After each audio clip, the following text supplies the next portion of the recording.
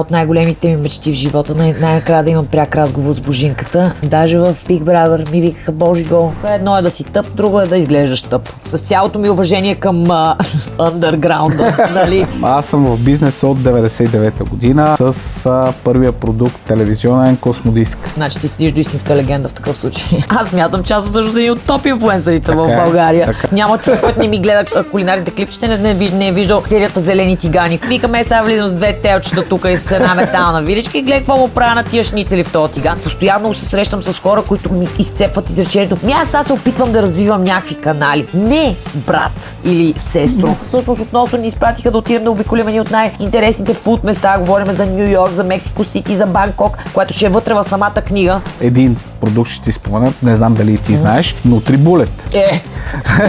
Той така се нарича категорията вече, разбираш? Да, Нито един стойностен човек не ме е хейтил, само някакви бълъци, нали? И на най-добрите винаги се случват фейлове. Колко има олимпиада по онлайн гафове, аз направо мога да се пускам тук за капитан на отбора. Пак Божинката, ти сам каквото си сипеш, никой друг не може да ти го сипе, нали? Точно така. Не искам да ми е секси, не искам да ми е уберхот, не искам да ми е нецепен, обвързане момичета. Щастливо. Мене нещо, което наистина ме потресава в интернет, е тая токсична позитивност, която ни залива. Разбираш ли, смисъл, един такъв позитивизъм, който се лее постоянно от всякъде. То направо такова крайно сладни. Трябва да си кажем право, куме в очи, какъв е проблема. То не ме кефи, он я злоупотребява с капан супервайзър. Кой бърси? Само Левски, няма въобще това. Хората си помнят 7 на 2, бейби. Само това си помнят хора. Ама някакъв наш човек болен, наш човек Левскар ми пише отдолу: ей, дебел чурбар. Абе, пич, нормален ли си? Смисъл... Чифрет ли си? Чифрет ли си? Така че топ перформанс. Ама пердето си е перде. Така че не ги съжалявам тези гадини деца. Емоционално настроени, негативно и постоянно накрива ракета. Какво беше? Космоса и е крив. Баба ти яла ли е трюфел? Точно е така. Човек, заклевам се, точно това беше му. Да, на Божана трюфелата майонеза, Кенар, it's all yeah. И тази жена да ти коментира, ти каже: вай, бабе, много е хубаво. Нямам нужда да чуя. И ние бягме в Портофино и там... Ама те си ядат хайвера. Ти си яш там белия хайвер, пий си ефтиното шампанско и не ме занимавай. Чай да кажем на хората, много готин. Това е първият подкаст, на който ходя. Отзад зад камерите вие не го виждате и има такива намигвания. Keep going, нали? Така нататък. Ние сме професионалисти. Ние сме супер keep going. Сега няма да си излагам. По принцип с мен е голяма вероятност.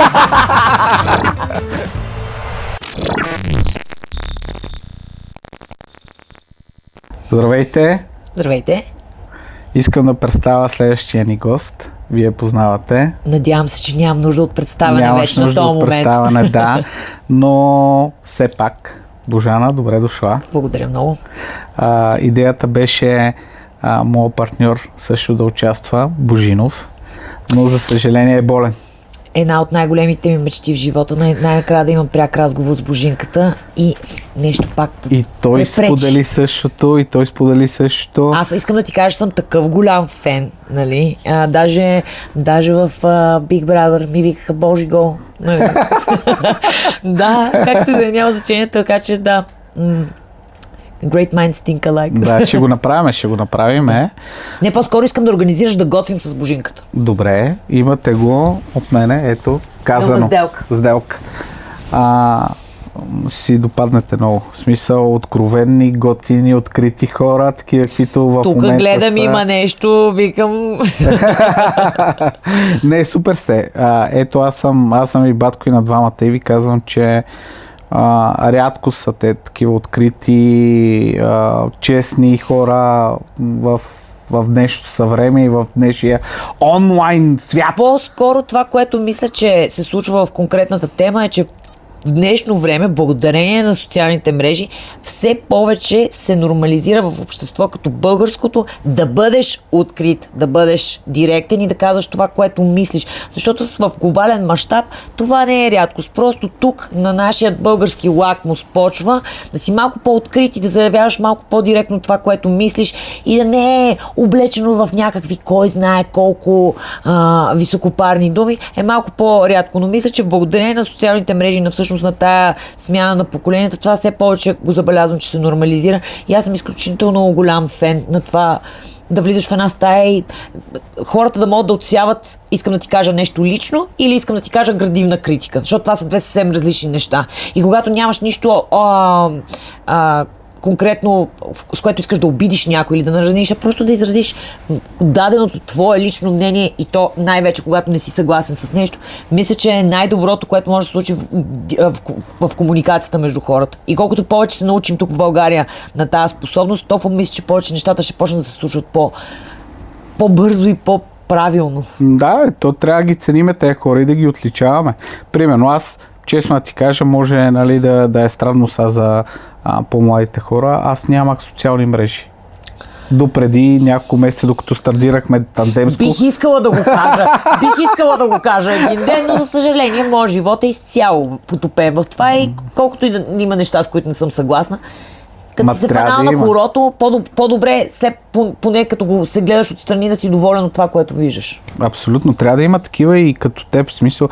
Аз нямах социални мрежи, защото всичко ми се струваше някакъв театър, някаква игра, някаква лъжа.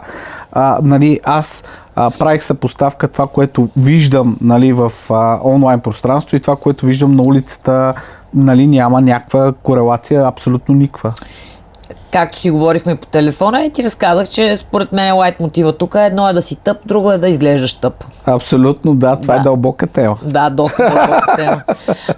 Според мен в конкретната тема хората също трябва да разберат, че гледайки един образ онлайн, със сигурност това не означава какъв е човека и това, че ти виждаш моята социална мрежа и това, което поствам, със сигурност не означава, че ти ме познаваш или че знаеш каква е моята душевност, емоционалност и така нататък.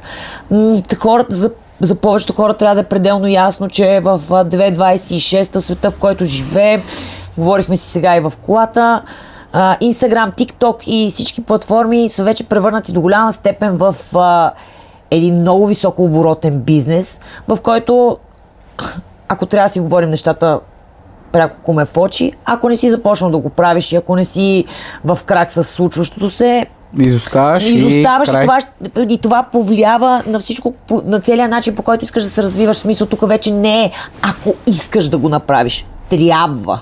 В смисъл, ако искаш да занимаваш ако си предприемач, ако имаш собствен бизнес, ако нали, работиш за дадена компания, да подценяваш силата на социалните мрежи, това е според мен равнозначно самоубийство. Така е. В днешно време. Така е. И с цялото ми уважение към underground, нали, и тази субкултура, която нали, държи да бъде непродажна, нали, непродаваема и така нататък. Опитвам се да подбера правилно думи без да запетвам по изречението. Днеска много добре ми се получават изречението. Наспала съм се. Хапнах и закуска. Но да, няма го този матч. Или се хващаш на хорото и го играеш, или не. Това е тема, която мен ме засяга и последните години така доста... В интерес, ето сега ще споделя аз нещо.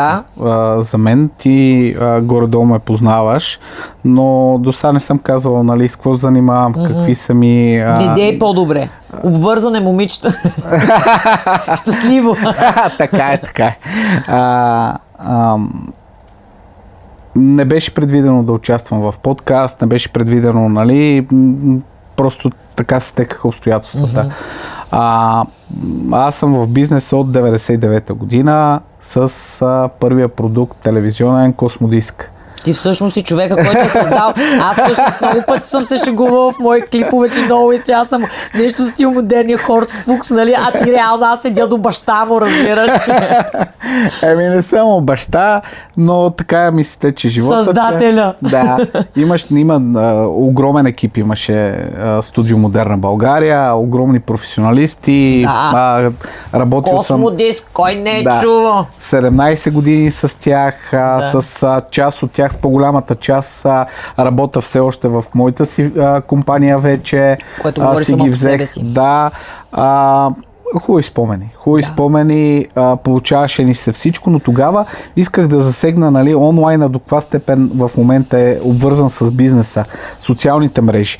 Тогава, нали, най-големия пробив ни беше телевизията. Да. Телевизията беше в сия и всьо. Аз си спомням по начина, по който реалити шоуто, което, нали, когато спечелих Мастер-шеф, какъв беше отзвука. Човек, хората тогава беше прибиране в къщи, за да си пуснеш телевизора. И това не говорим за кой знае колко отдавна време, говорим за, нали, 8-9 години назад. Така. Мултимилионна компания Студио Модерна. Говориме брандовете Topshop, Делимано, Дурмео, нали, това са все брандове, които ние сме ги изградили, които всеки един човек, нали, 20 плюс... Те са вече част от модерния, даже от мим културата, ако щеш, смисъл, до такава степен е влязло в това. Няма човек, който не го знае. Да. Много труд, много професионалисти си ги изграждали и ние ги изградихме тогава на базата на телевизията и на мултиченела. След като се случи това нещо с Студио Модерна, неприятно, нали, американска история, няма да навлизаме в подробности, защото ми е тъжно. Стана така, че или трябваше да създам аз моя компания и да си взема хората, които искам да си взема от Студио Модерна и да продължим да работиме, защото знаех, че ще успееме. И в момента така се роди преди 3 години Ностро България. Точно така. Какво се случи? Аз имам данни 15 години назад за телевизиите.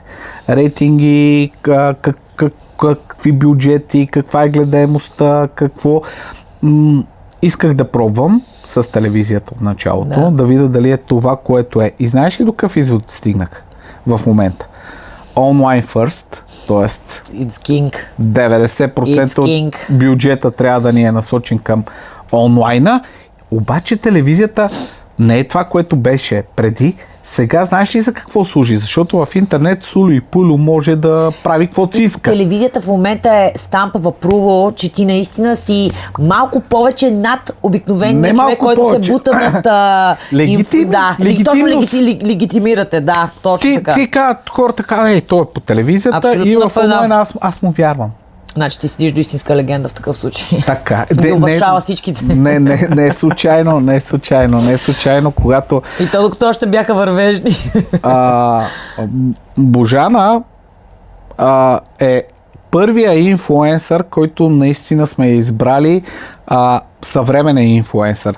Преди това, Божанка, ние лицата, с които се свързвахме брандовете, примерно Дурмео, са били актьори, певици, знаеш. Които влизат в конкретен образ на персонажа, който би ползвал продукта. Помниш ли обувките Walk Max, тези, които са... Да, Росито Кирилова. Даже 2-3 вица мога ти разкажа. Роси Кирилова, Росица Кирилова, нали, с това се обвързвахме. И когато дойде време, нали, ние сега да тръгнем в новата посока, ние да се покажем в онлайн пространството, избрахме тебе. И то не е случайно, нали, и бяхме единодушни. Мен това ми направи, рядко сме единодушни в екипа. Аз мисля, че концепцията, когато се свързахте с мен, ако трябва да съм напълно откровена, смисъл така разкажем на хората, няма човек, който не ми гледа кулинарните клипчета, не е виждал серията Зелени тигани, които всъщност ние промотираме. Та всъщност в интерес на истината готиното нещо беше, че преди въобще да започнем комуникация, ще ги промотираш ли, ще стане, нали, рекламна дейност и така нататък.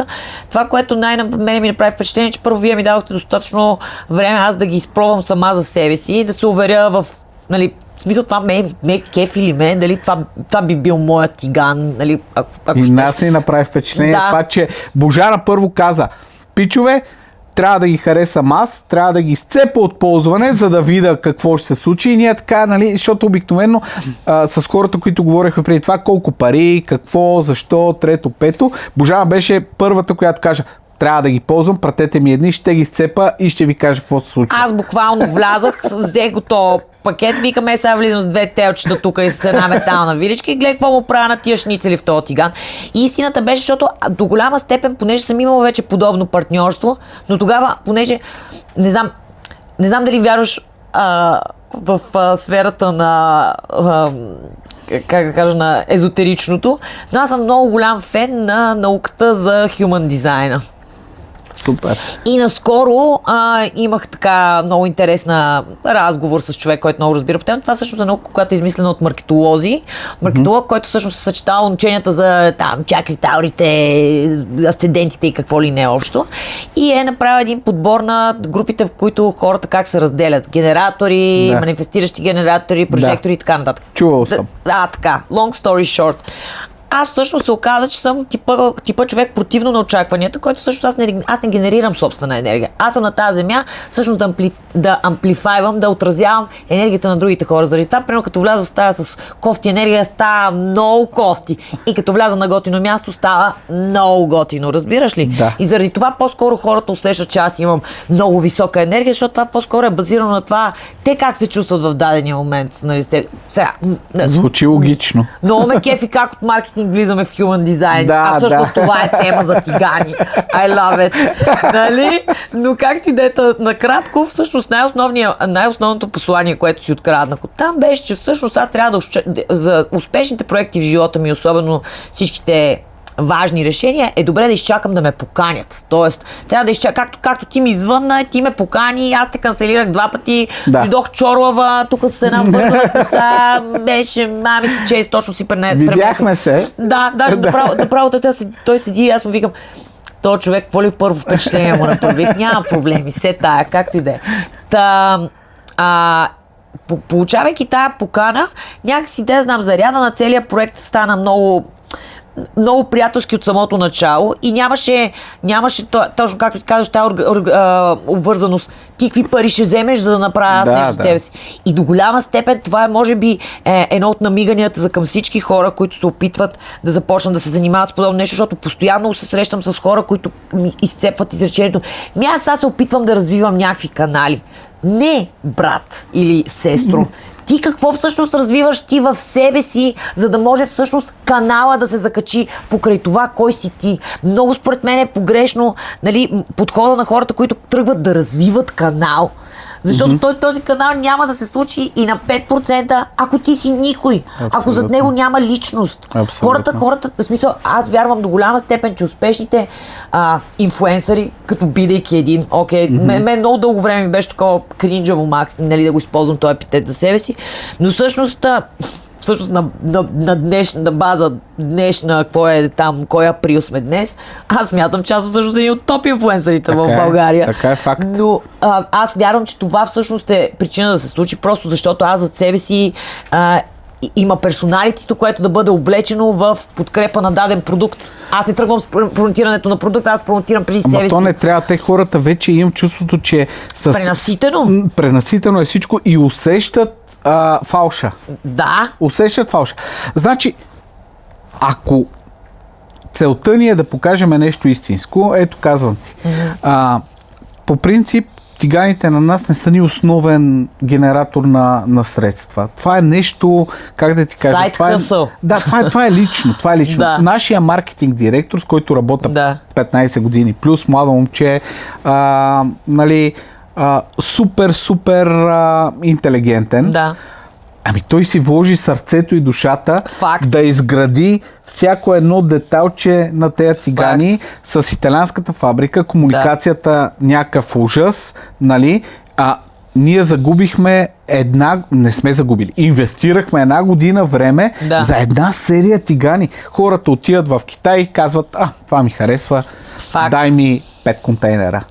И след като ние знаем какво сме инвестирали и когато, примерно, тръгнахме да търсиме лице на ностро шеф, ни беше супер важно лицето. И някак си станаха пак такива някакви странни взаимодействия и нещата се случиха ето така. Истината е, че хората, примерно мен това най-много ме кефи, нали, да си довършиме темата. Те хората ще гледат за нашите тигани. Но най-готината част в цялото нещо е, че първо, аз мисля, че в момента целият подход на комуникацията на самия продукт идва по един много приятен начин, който се надявам все повече хора започнат да адаптират в стратегиите си. В смисъл, няма нужда нещо да е директно в лицето ти. Ако аз използвам този продукт във всяко едно видео, което вие виждате, значи то със сигурност е част от ежедневния ми лайфстайл. Аз не искам този така. Вчера, понеже всъщност хората не знам дали знаят, но да им кажем, в момента подготвяме и феноменална кулинарна книга, заради която всъщност относно ни изпратиха да отидем да обиколим едни от най-интересните фуд места. Говорим за Ню Йорк, за Мексико Сити, за Банкок, което ще е вътре в самата книга. Нали? Контра на пункта, че книги в днешно време се пишат с AI. Ние няма как да напишем AI и да сме в Ню Йорк. Нали? Просто благодарение отново на не знам, на комуникацията с вас и на това, че когато се разбрахме как ще захождаме с тази кампания, всъщност вие дадохте пълна свобода за това, ако продукта наистина стане част от ежедневието ти, let it be, нека да го покажем такъв какъвто е. Вчера седиме и снимаме, понеже в момента точно правиме снимките и сме с фотографа и той вика, дай да ги позачистим, защото те вече имат следи от употреба. Аз казах, не, нищо абсолютно няма да чистя. Аз искам този тиган да се вижда, че има точно това зацапано, че той седи точно така на стената ми, че съм си сложила допълнително рафче, за да мога да си висат там. Разбираш ли, смисъл, връзката между потребителя и продукта. Трябва да е истина и само истина. И когато, примерно, производителя, когато не се притеснява, че продава шит неща, именно. Какво ми пука? Гази го, мачкай го, той трябва да издържи. Именно. Нали? Трябва да издържи и трябва да ти е полезен и трябва да ти влиза в ежедневието. Не искам да превръщаме нашия разговор в... Те да побързат, че ще ги продадем съвсем скоро. Те поразхвърчаха се малко бройки тук. Малко, само да кажа, че фабриката не смогва. Италианците са мързеливи само, а не смогват. И гледай сега какво е това, нали, родовите остатъци, нали, в главата ти. Аз живея постоянно с убеждението. Нали знаеш, като си знаеш патърните в главата ти, самокритиката. Аз по принцип съм най-тежкият самокритикар, който противно, нали, на хората каквото могат да си представят за мене. Аз се събуждам и още да преди съм си измила зъбите, работил усилено над, нали, поправяне на този ми патърн. Съм започнала и вече съм се наредила по 10 теми. Сега що закъсня, сега що таки, нали сежаш, ти сам каквото можеш, пак божинката, ти сам каквото си сипеш, никой друг не може да ти го сипа, нали? Точно така. Да, респект, брат. Но по тая тема и аз си викам, започваме проекта. И почваме, и понеже аз пак съм задала тон, нали, пак съм си казала голямата дума как ще се стават нещата. И си викам, звъни вашата бранд менеджерка, с която между другото ние с нея имаме, даже извъня като ми е нещо, като ми е кофти да си лафиме с нея, разбираш, имаме много специална връзка с 10 специални поздрави. И тя ми звъни на пожар и аз си викам, мале са, нали, веднага първата ми мисъл, тя ще ми звъне да ми каже, че нещо там не върви кампанията, не знам си какво. Тя ми звъни, аз си дигам, де си, какво става? Тя вика, мати, аз не знам какво става, те не са останали капаци. Ние свършихме капаци. Това е, нали, пак намигане към всички, нали, че съм критиката, само че за здравословни нива. Трябва да ви кажа нещо. Нали, Божана така засегна и даде съвет на хората, които се опитват да направят, нали, тя от нейната си специалност. Дълги години в Студио Модерна бяхме коне с капаци. Нас не ни интересуваше какво се случва около нас. Ние гледахме да се усъвършенстваме и се съревновавахме вътрешно с себе си. Така се появи Космодиск. Космодиск, колкото и да е смешно на младото поколение, това е първия бестселър в България. Това е маркетингова институция, който каквото иска да каже. Фактите са на масата. Първия бестселър в България. След това хората, нали, започнаха, те не знаят Студио Модерна като наименование, те знаят Topshop, знаят Космодиск, знаят, но искам да кажа, че когато си вложиш сърцето, душата, когато го направиш така, както искаш да го направиш за семейството ти, за децата ти. И да го ползваш. Ние на всяко няколко години от различен бранд, дали ще е от Дурмел, дали ще е от Делимано, излизаше бестселър. Искам да ти кажа, ето хората знаят един продукт, ще ти споменат, не знам дали и ти знаеш, Нутрибулет. Той така се нарича категорията вече, разбираш? Да, това е наш продукт. Ние сме го създали за България. Такова като говоря, не приказвам. Да, това са продукти, които почти всяко едно съвременно домакинство има. Да. Значи ние сме продали над 1 милион нутрибулета в България. И за какво си мислиш, че съм се съгласила да работя? Аз съм супер. И си следваме. Влагай си душата, бъди последователен, прави го така, както го правиш за семейството ти и нещата се случват. Хората рано или късно разбират кое е ментето, кое е истинското, кое е фалша. Така и е. кой се опитва да ги заблуди. Така и с хората. Така е. Така и с хората. Много фалшиви хора се опитват, стигат до една степен да заблудат, нали? Но рано или късно той няма как да бъде егаси актьора и да не го разкриеш. Еми да. Факт. Така, сега, на фона на това, за да не се обръщаме тук в хейт трибуна, в крайна сметка трябва да преглътнем, че и на най-добрите винаги се случват фейлове. Много готино, много ми стана днес смешно, приятно видях едно нещо в интернет, такова, дето някакво момиче беше поснало. И като му тегля чертата, реално нито един стойностен човек не ме е хейтил, само някакви бълъци, нали? Дето се вика, като цяло генерирането на подобна енергия, не е момента да те нахейтат теб, а по-скоро е човека, който генерира подобна емоция в себе си. И аз в този ред на мисли, нали, за дълбоките прозрения и, нали, работата, моето лично самоусъвършенстване, по-скоро бих започнала конструктивен разговор с някой, но ти да стигнеш до такава тежка онлайн апатия, то те трови лично тебе. Нали? Не знам как да... Безпредметно е.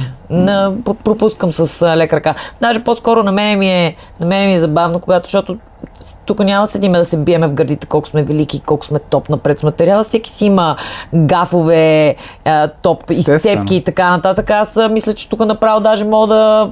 Такова, ако има олимпиада по онлайн гафове, аз направо мога да се пускам тук за капитан на отбора. Това е истинско. Това ако може да ме избера. Това е като краставиците. Бе. Как избираш? Примерно, колкото е по-крива, толкова е по-истинска смисъл. Абсолютно. Ти не може перфектни неща.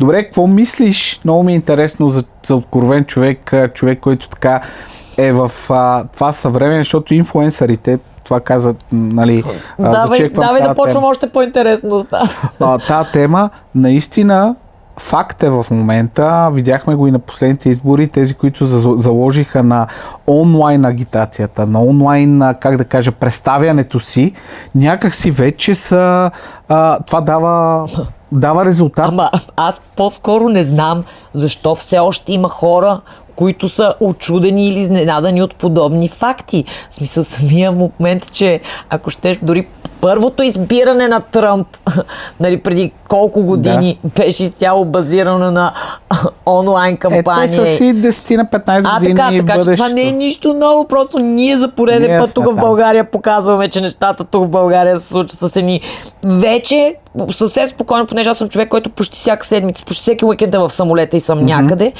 Нали, не го казвам като някакъв флекс, а като ти знаеш. Нали, просто мога да ти кажа, че тук в България патърна на изоставане към днешна дата пряко го виждам между 10 и 15 години. Така е. Вече със сигурност. Тодор Колев няма да ги стигнем. Въпреки, че към днешна дата не държа точно тях да ги стигат. Нали? Американците, нали, аз съм може би един от най-големите фенове на Тодор Колев. За мен това е... това са ни... Смисъл... Такова лице много ми се иска отново от някъде да се сътвори, да се върна отново, нали, сещаш. В смисъл, не говориме нито за... Това не е... Искам да мога да се върне тая класическата обаятелност. Не искам да ми е секси, не искам да ми е уберхот, не искам да ми е нецепен, искам да има обаятелен човек. Искам да има човек, който като го погледнеш в него има дълбочина, има както негативното, така има и най-позитивно, защото това те кара да се отвориш и да искаш да говориш, да не спираш, всъщност да има самоирония. Според мен в България липсват ужасно много известните хора да имат доза самоирония, да могат да я приемат и да могат да я дават. Няма ментален пинг-понг. И защото се опитват да върват по някакви оттъпкани пътища. Аз, знаеш какво ми направи впечатление сега? Кажи. От една година интернет, социални мрежи, TikTok много ползвам. Да. Много съм се зарибил. Гърмили. Много съм Гърмеш се ли, зарибил. Смея се сам. Изобщо смисъл минавам през всякакви такива етапи. Катарзисни състояния. Да, и следа. В момента следа. И, нали, аз съм на 42 години. Имаш си кринч. Да. Да, и аз. После си ги разменим. И колкото и се опитва да са съвремени сега в момента, говориме за последните избори, говориме за политиците, знаеш кой ме направи впечатление? Искат да са съвременни, искат да измислят нещо ново, ама върват по оттъпкани пътища. Всички се изредиха при този Карбовски.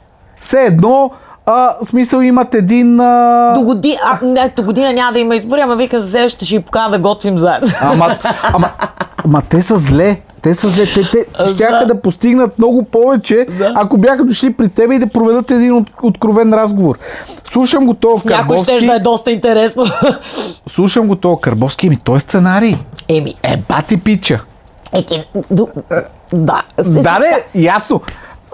Те няма да дойдат така, но искам да дойде момента, в който то политик да е толкова уверен в себе си, че да може да дойде без сценарий при тебе и докато си готвите и докато си прави там любимата рецепта, да покаже наистина какво мисли и хората да го видят от тази светлина. Надявам се, че за хората става все по-ясно и все открито, че когато ти нямаш вътрешни притеснения, в смисъл всеки прави грешки, всеки има, така да се каже, на модерен шейд, всеки си има някакъв дърт, кирливи ризи, там как. Те са част от теб. Ти колкото повече се опиташ да подметеш нещо в ъгъла отстрани, то толкова повече изкача така отстрани. Номер е да живееш в комфорт с негативното, което е също основна част от теб самия и да можеш спокойно да говориш на тия теми, защото всъщност не е супер позитивното и това, което мене нещо, което наистина ме потресава в интернет, е тая токсична позитивност, която ни залива. Разбираш ли, смисъл един такъв позитивизъм, който се лее постоянно от всякъде. То направо такова крайно сладни. Според мен истинския конектор, нали, свързващото звено между хората е когато човека отсреща може да усети, че ти имаш слаби страни и всъщност това не ти е блокада или щит, това е всъщност нещо, което да казва и аз съм човек, и аз съм истински. Естествено, хората ако видят, нали, това, което аз ще го пречупа през себе си. Отивам да вечерам с моята съпруга, ние си вечераме на 3-4 места в София, няма ги спомена. Нигде.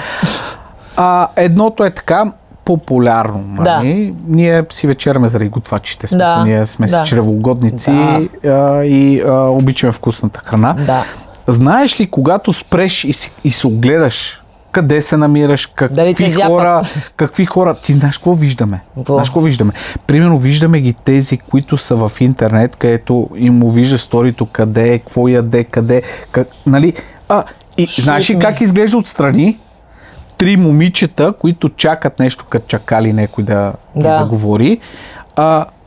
И, нали, някакви неестествени неща. И ти като се огледаш, то става някакво зловещо. Да, именно. Да. Аз затова съм спряла да излизам. И викам сега, добре какво искаш? Да си популярен там и да имаш лайкове и да хората, примерно деца в провинцията, казват, тази ти знаеш кой видео е? Тази еди си, какво си? Или ти съществуваш на момента, нали? Да. Ти си там в ресторанта с приятелки, искаш да се запознаеш, искаш да комуникираш. Комуникирай, запознай се, ти губиш същината. И за какво? Да изглеждаш зловещо. Много ми скефи става зловещо. Много правилно определение. Да, как да ти кажа, това също е като се втелясаш малко повече. Защото, нали, се сещаш такова известен в интернет, усмивка по радиото. Нали, как да ти кажа? Да, известен в интернет, аз четах там коментари. Моето дете сина ми се впечатлява от тези неща и много се забавлява, като му обиждат там по коментарите. Нали? Never mind. Кой си ти? Ми прочети, бе. Прочети. Защото с Божинов идеята ни беше да създадем едно место, което да не е обвързано с някакви сценарии и да дадем възможност на хората, примерно в спорта, да кажат болката им. Да кажат наистина, без някой да се страхуват да загубят работата си, да страхуват да заседнат, да кажат... Ти смяташ за какво става да си притесняваш, да си кажеш това, което мислиш, че си изгубиш работата? Така, Божана, то винаги е така. Значи, за това не работа за никой. Значи, че щях да си безработна. Винаги даже сега преди да тръгнем, имах кол с middle супервайзери, трейнери, рекрутери, които не имат сега хора. Нали, проблема им е качеството на хората. И ти за да вземеш обратна връзка, какво да подобриш в своята компания за хората, наистина, ако го чувстваш и ако искаш да го направиш, ти се молиш на сегашния ти персонал, на сегашния ти топ перформанс търговци. Думите ми бяха: моля ви се, бъдете откровенни, кажете ми без да се страхувате, няма абсолютно никакви последствия, няма да се случи абсолютно нищо, но за да го изправим едно нещо, трябва да си кажем право куме в очи какъв е проблема. Точно така. Кажи, то не ме кефи, ония злоупотребява с капан супервайзер, ми прави мръсно, аз се страхувам дали храна семейство, дали ще ме уволни, дали няма да ми даде. Кажете го това нещо, когато е отворена комуникацията и ти почувстваш, че наистина искат да се случат нещата по правилния начин, дори да боли, кажи го. В конфликта се ражда истината. Абсолютно. Да. Но е трудно. Трудно е с хората, защото всеки си има своите негови си неща, негови страхове. Аз много вярвам, че благодарение на, не знам, спорно е мнението за, нали, като говорят за Gen Z поколението. Мен това поколение много ме кефи. Аз много се препознавам с тия хора. А това ще е, ти не си първото Gen Z. Не, аз съм си класически милениум, нали? И двамата сме. Да, но мисълта ми е, че мен всъщност мисленето на тези хора много ми допада. Всъщност аз, екипа ми, основна част с хората, с които работя в момента, са млади, кадърни, готини, в смисъл, сега тъпо да им казвам деца, ама те са реално 10 години по-млади от мен, нали, така нататък. Но хора, които виждат пътеката в живота още от самото начало и нямат проблем да кажат, когато нещо не им е комфортно. Значи аз всъщност съдя по себе си, значи колко време трябваше да мине от моя живот, за да стигна аз най-накрая по рождението. Какво искам, за какво заставам, за да стигнеш до момента, в който да казваш не и да си отстояваш правата. За да не вземеш да обидиш някой, да не знаеш кой какво ще си каже и така нататък. Олево! Значи в една корпоративна структура, примерно, както беше Студио Модерна, в 21 държави, 1 милиард нали, оборот, някаква много, много тежка структура. Когато тръгнаха да навлизат тези джензита, нали, беше някаква катастрофа. Нали? Някаква катастрофа. Наистина ти казвам, докато се свикне с менталитето на това поколение. И само една вметка отварям. Значи за пореден подкаст ще си използвам колкото си искам чуждици в езика и ще си го като почна тапани менталити. Менталити, така ще го кажа и без да съм на подкаст. Точка по... Ти така си говориш. Аз така си говоря. Тя така си говори. Специално предварително да го коментна за всички, които ще тръгнат да пишат коментари и да хейтват. Да, на Божана излиза ново определение. Това е първото Gen Z милениум. Аз съм хибрид. Аз съм хибрид. Хибрида. Но това е и може би поради тази причина, защото който развива бизнеса, още не сме стигнали до това положение, че да реплействаме, да замениме хората, хайде с машини или с каквото и да е било. Трябва да работят и трябва да се научат компаниите да работят с джензите за това. И примерно се случиха тези катарзиси в рекрутинга и в наемането на хора, защото старите HR-и, ТРЗ-та, нали, са свикнали на съвсем различно. Ти трябва вече да създадеш Gen Z рекрутър, за да ти рекрутне и да ти наеме. Абсолютно. Нали, ти не можеш да смесиш породите. Ти в офиса, те не седат един до друг, те не могат да се понасят. Те имат някаква нетърпимост. От една страна имаш човек, който е в крак с времето и вижда нещата по нали, начина, по който ще продължат да се развиваш. От друга страна виждаш статуквото на хората, които са изградили обаче основата и за които е много тъпо да дойде някой, дето се вика Пиклю и да почне да ти обяснява кое как се. Тоест трябва да има готиния момент на диалога между едното и другото звено и всъщност да разбереш, че само екипността ще доведе до добрата основа с нововъведенията. Нещо, което примерно на мен в момента ми се случва и съм изключително щастлива и буквално знаеш, защото ме взе преди да дойдем тук. Ми прати шофьор да ме взема направо. Почувства се като 200 евро на цяло обратно време. Викам чай отпред или отзад да се изложа такова. Къде е така по-нали? Опа, чакай телевизора да не натисна, нали? Да. Всъщност в момента имам уникалната възможност, освен нали, партньорството тази година с Ностро. Някакси много се кефа, че всичките фирми, с които имам възможност да работя, ми се отдаде възможност най-накрая да успея да вляза и нали, мисленето ми и виждането ми, освен рекламирайки чужд продукт, най-накрая да мога да застана с собственото си лице и да стигна до рафта в супермаркета. Ама като ти говорят... Уникални са, аз ги пробвах нещата. Уникални са наистина. И в по-интересното всъщност за случая, нали, няма да им правя реклама, но изключително много благодаря на Кенар, защото всъщност ето това е точно по темата, за която говорихме, моста между това стара фирма, която е, сеща като чуеш, че си представяш... Браво на Кенар. Да. Малко успяват. Именно. Основният човек, който седи зад въпросният проект, Мехмет, много ти благодаря, е всъщност човек, който след като се запознахме, нещата се случиха изключително бързо. Това е точно той адаптивен и умно смарт мислещ човек, който знае, че бъдещето е ти си създал с системата, имаш добрата основа, здраво смазаната машина. Но на нея и трябва апдейт и той трябва не апдейт, който ти да си го купиш или да си го зашиеш на ревера. Няма как да трябва да се пуснеш свободно в течението за това за да стане префасониране на адаптация на пазара.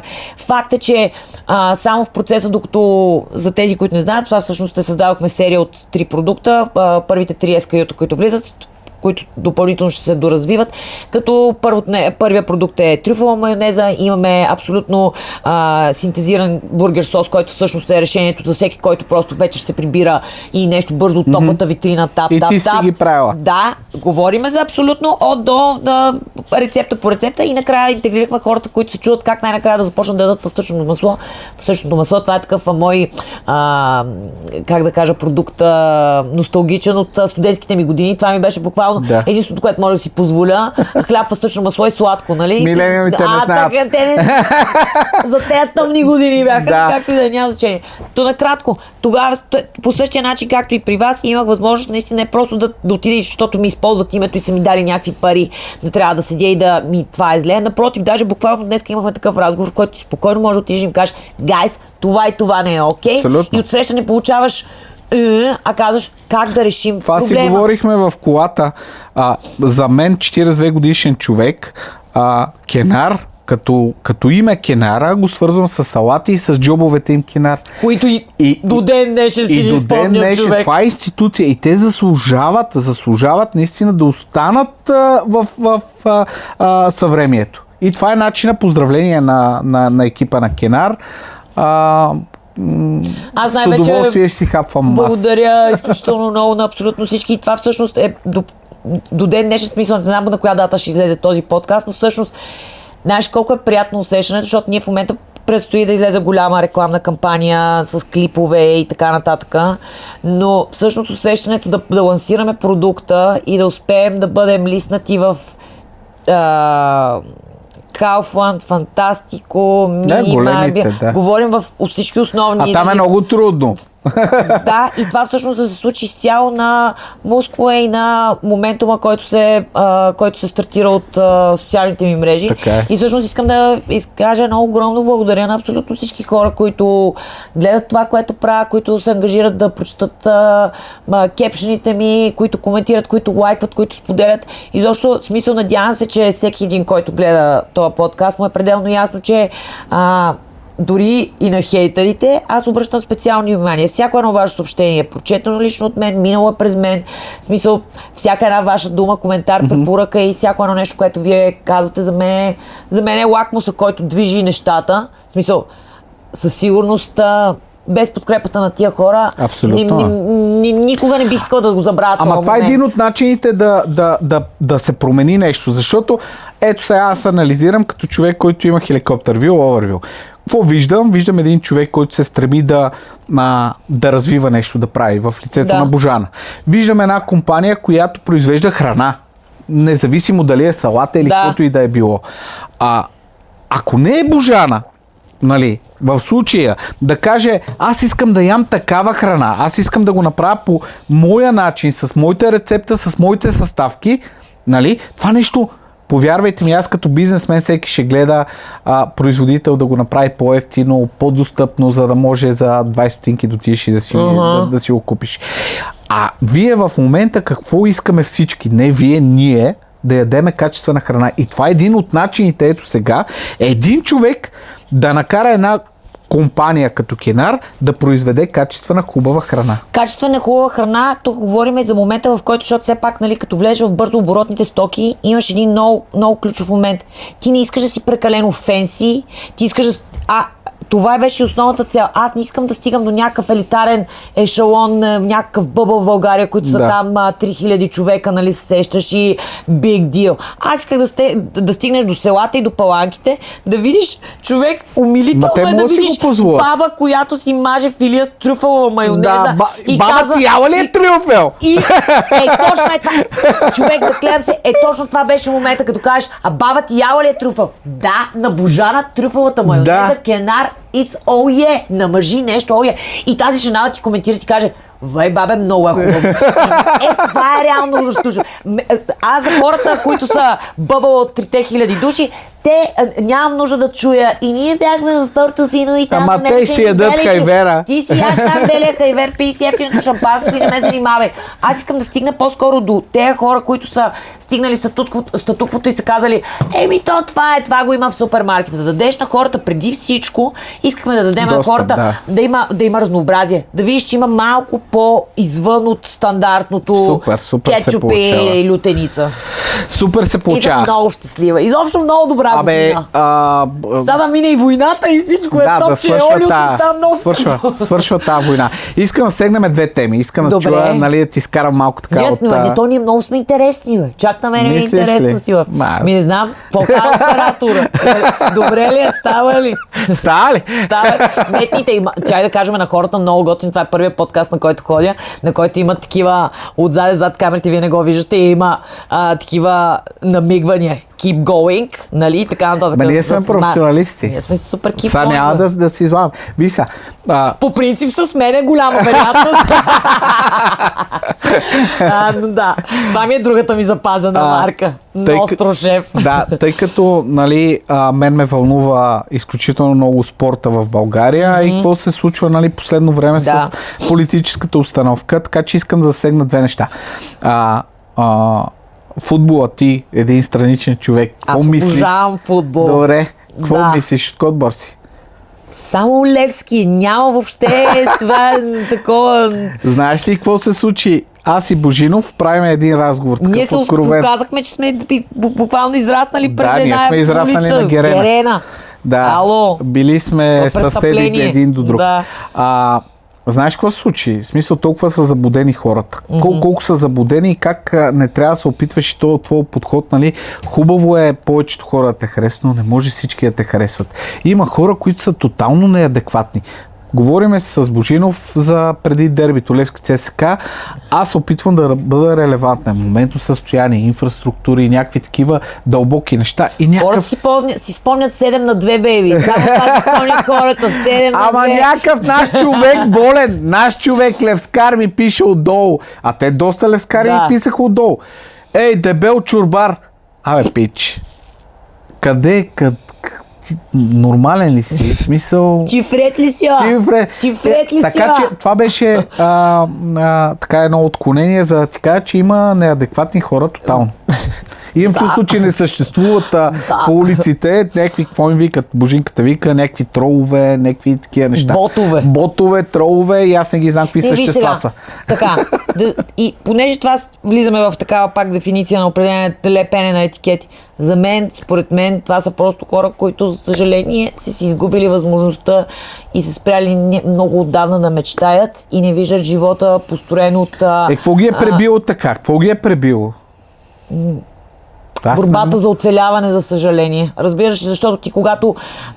Ние тук с теб сме супер привилегировани и нали, до някаква степен нали, богопомазани и избрани, че сме установили нещото, с което искаме да се занимаваме. Намерим ли сме по някакъв начин призванието в живота си и блъскайки в тая посока, нещата започват, нали, като говорим за манифестациите, това са просто низ от добре подредени обстоятелства, в които обаче ти сам си се поставил, защото си свършил работата, защото си бил адекватен, защото си станал на време, защото си имал желанието да го направиш и така нататък. Но си представи как би изглеждал живота и до каква степен чувствителността и емоционалността ти биха били нали, скупени, ако ти всъщност единствено нещо, за което разсъждаваш ежедневно, не е въобще за това какъв би бил големият ти следващ проект и как си представяш живота ти и мечтите, тя е просто борба за оцеляване. И когато живота стигне от, нали, така с мечти, въображение и стигнеш до момента, в който виждаш само 9 до 5 ежедневие, това нещо започва да пулсира и започва да прави така тежка мигрена, това е като PMS-а при жените. Вчера така дигнах телефона и без да искам, бях малко афектирана пак по работно и на едно момче, той знае, просто те всички седяха в стаята и така гледаха. Аз просто му изсипах една турба емоционалност, която после трябваше да я ветна. Днеска точно минах да се опитам да отида, му се извинявам, а трябваше да идвам на подкаста. Нали? Да. Ами, не знам, аз споменахте, че са малко конскапаци, даже и не се опитвам да ги разбирам хората, но сигурно е така, не съм разсъждавал, защото моето верою и това, което, нали, аз съм бил спортист цял живот. Аз съм била спиртистка. Да, и съм се научил, че с труд, когато правиш това, което трябва да правиш, нещата се случват. Когато си последователен, нещата се случват. И аз съм малко по-краен, защото в една корпоративна среда, в която аз съм израсъл, учил нали, бизнес, защото аз съм учил бизнес от най-големите. Аз съм бил при най-големите. Аз съм имал възможност, примерно, ще кажа моят досък с английския, не знам бъкил английски, ама една дума не знам. Правят ме регионален менеджер, някаква си там позиция, ме въобще не ме интересуваха какво що. И изпълнителният директор ми казва, трябва да отидеш в Порто Рош, Словения, да изнасяш лекция. Отива 400 човека зала. Първият ми TED Talk си пусни да изгледаш по тази тема. Божана, 400 човека менеджери от компанията. Екрана огромен. Батко ти не знае бъкил английски. Научил е, нали, цялата презентация по слайдове, 3-4 изречения там на всеки слайд. Обаче се сеща, че ще има въпроси. Нали? И се опитва да отгатва въпросите. Опитва се да отгатва въпросите и отговарям само на тези въпроси, дето съм отгатнал. Топ перформанс. Ама пердето си е перде. Така е. Излизам, ето сега Гришата, той с мене беше и той вика, ти си не човек, вика, аз отвънка вика треперех. А то е едно чувство, нали, като отидеш пред толкова много хора и трябва да говориш и трябва бизнес, мисъл, не е някакви такива си неща. Малко ти застава една буца в гърлото. Мисълта ми беше, че който каквото си е заслужил, получава. The end, има някаква справедливост в живота. Има изключения. Гледам, тук има нещо. Да, но има справедливост, така че не ги съжалявам тези гадини, дето са емоционално настроени, негативно и постоянно накрива ракета, какво беше, космоса и е крив. Левски, разбрахме. Само Левски. Да, само Левски, но пък и от ЦСКА да не се... Не, просто звучи по-хубаво. Само Левски, гледай колко е звучно. Ти знаеш ли, че си гледах химна на Левски? Само Левски, в този клип аз участвам. Там съм юноша на Левски и тичаме така, с една така коса. Голяма. Сега ще ми го пуснеш след малко. Ужас. Добре, аз изключително ти благодаря за... Много приятно. Да, много приятно. Ако не трябваше да отивам да снимам великденския giveaway ако не трябваше да ходя да снимам сега с Гергьовденския giveaway за Нострошев, оставам тук да си говорим до утре. Не, винаги си добре дошла. Знам, че си заета. Искам истински хора, адмирации към теб.